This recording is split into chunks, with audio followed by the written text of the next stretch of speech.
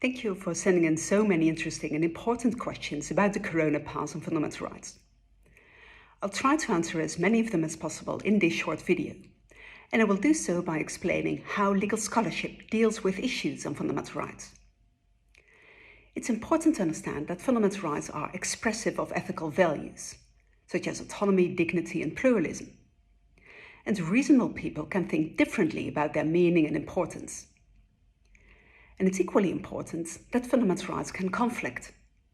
For instance, in the debate about the Corona Pass, the right to health and accessible healthcare can conflict with the freedom of movement and the right to equal treatment.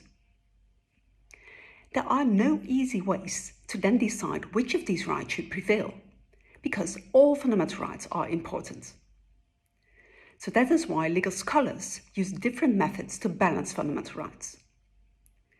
Some of those are substantive in nature. For instance, efforts are made to estimate the relative importance of a certain fundamental right. And that's often done by determining to what extent a certain restriction makes it still possible to enjoy your fundamental right.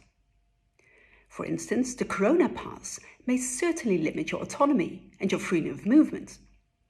But since testing is relatively easy and it is not required for essential facilities such as education, much of your freedom of movement and autonomy still remain. And second, it is important how decisions and choices are made.